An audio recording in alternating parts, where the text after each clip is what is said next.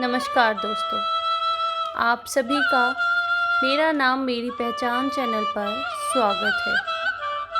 सपनों की पिचकारी में खुशियों के रंग हैं, उम्मीदों का गुलाल और मस्ती की भंग है। रूठों को मनाने का मौका लाई रे, रंग बिरंगी और मधुमती होली आई रे। दोस्तों, होली के त्यौहार को मनाने के पीछे कई कथाएं प्रचलित हैं। जो सर्वमान्य कथा है वो है भक्त प्रहलाद और होलिका की। अहंकारी राजा हिरण्यकश्यप खुद को ईश्वर के समकक्ष मानने लगा था।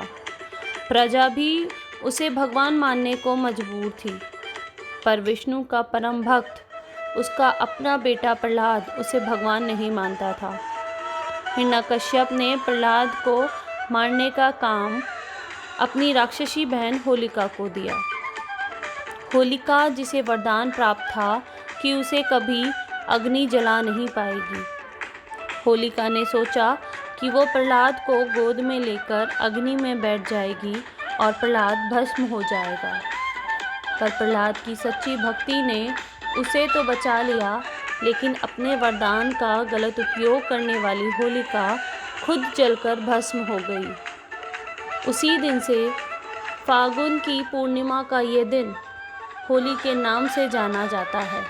ये दिन है बुराई पर अच्छाई की जीत का प्रतीक। होली आई रे। दोस्तों, इसी में एक और कथा प्रचलित है, वो है भगवान शिव के क्रोध और कामदेव के बलिदान की।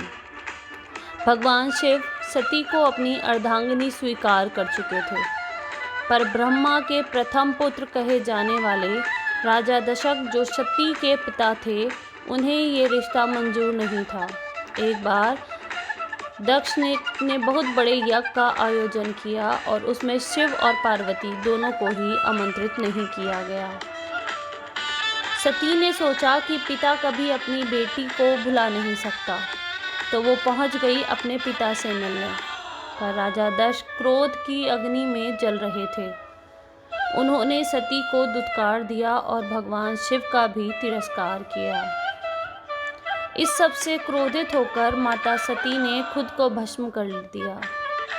ये बात सुनते ही शिव भी ध्यानमग्न हो गए और पूरी सृष्टि का संतुलन बिगड़ने लगा। फिर सती ने पार्वती के रूप में जन्म लिया और शिव को पार्वती के पास लाने के लिए कामदेव ने भगवान शिव के तीसरे नेत्र पर प्रेम बाण चलाया। भगवान शिव जागे और क्रोध से उन्होंने कामदेव को भस्म कर दिया। वो दिन होली का दिन था। बस उसी दिन से होली के दिन ये प्रथा चल पड़ी। कामदेव के बलिदान की स्मृति और सृष्टि के कल्याण की खुशी में ये दिन होली के रूप में मनाया जाने लगा। होली आई रे। होली के दिन होने वाली अटखेलियाँ और रंगों को चंचल और नटखट भगवान श्री कृष्ण से जोड़ा हुआ भी माना जाता है। एक बार की बात है, जब राक्षसी पूतना एक सुंदर स्त्री का रूप धर के नन्हे से बाल गोपाल भगवान कृष्ण के पास गई। वो उन्हें जहरीला दूध पिलाकर मारना चाहती थी, पर दूध के साथ साथ भगवान कृष्ण ने उसके प्राण भी ले लिए। कहते हैं, मृत्यु के बाद पूतना का शरीर लुप्त हो गया था, इसीलिए गांव वालों ने उसका पुतला बनाकर जला दिया। तभी से होली के पर्व को श्री कृष्ण की जन्मभूमि मथुरा में विशेष महत्व माना जाता है। होली आई रे। होली के दिन होने वाली शरारतों और अभद्र भाषा का प्रयोग भी पौराणिक कारणों से जोड़कर देखा जाता है। कहा जाता है कि राजा पृथु के राज्य में दुंडी नाम की एक राक्षसी रहती थी। उसने बच्चों का जीना दुर्भर कर रखा था। पूरे राज्य उससे परेशान था। भगवान शिव से मिले वरदान के कारण उसे ना भगवान मार सकते थे, ना ही कोई आदमी उस पर कोई अस्त्र और शस्त्र का प्रयोग कर सकता था।